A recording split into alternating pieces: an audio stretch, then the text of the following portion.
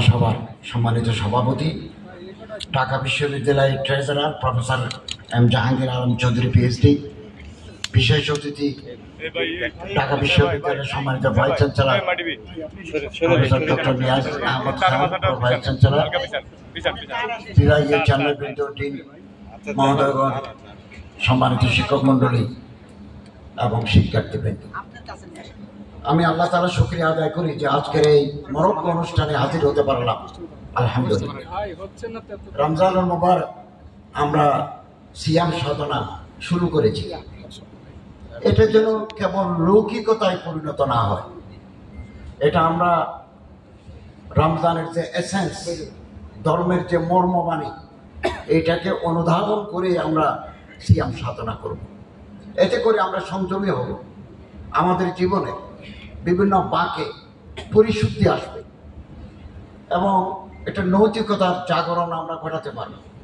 আমাদের মধ্যে যে সুকুমার বৃত্তিগুলো আছে, এ রমজানের সিয়াম সাধনার মাধ্যমে আমরা এগুলো জাগ্রত করতে পারব এবং আমাদের মধ্যে যে এভিল প্রভেন্সিটিস আছে, এগুলোকে আমরা দমিয়ে রাখব এবং এই রমজান মুবারকে পবিত্র মাসে আমরা সম্প্রীতির বার্তা, ভ্রাতৃত্বের সৌরভ আমরা সমাজে ছড়িয়ে দেব।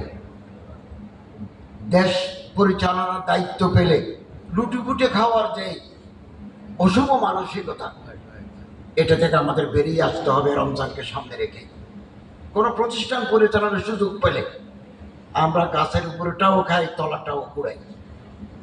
এটা দুর্ভাগ্যজনক। পৃথিবীর বহু দেশে এই কালচার নাই। এখান থেকে আমাদের বেরিয়ে আসতে হবে এবং রমজানুল মুবারক, এই যে উপবাস বৃত্তি, ফাস্টিং, কেবলমাত্র আল্লাহকে রাজি করার জন্য, আল্লাহর সন্তুষ্টি বিধানের জন্য। এবং কিরুল স্পিকার মহোদয় খুব চমৎকারভাবে এগুলো ব্যাখ্যা করেছেন। কেবল মানুষের মধ্যে নয়, বিভিন্ন জাতির, গোষ্ঠী এবং ধর্মের মধ্যেও এই রমজান, সৌমন, সিয়ামন, রমদন, রমদন মানে নিচে কয়লা দিয়ে উপরে পুড়ে ফেলার নাম, রোস্ট করার নাম রমাদান। আমরা আমাদের ত্যাগের মহিমায় আমাদের মন্দ দিকগুলো আমরা পুড়ে ফেলি বলেই এই সিয়াম রমজান মাসে। এবং বিভিন্ন ধর্মের ভিতরে উপবাস বৃত্তি আছে। আমরা যেভাবে রোজা রাখি এভাবে না থাকলেও অন্য ফরমে আছে। শুধু তাই নয়, এই রমজানের মাধ্যমে আমাদের শরীর থেকে টক্সিন বের হয়, আমাদের ফ্যাট আমরা বার্ন করি। আমাদের একজন গবেষক অটোফেজির উপরে গবেষণা করে নোবেল প্রাইজ পেয়েছেন।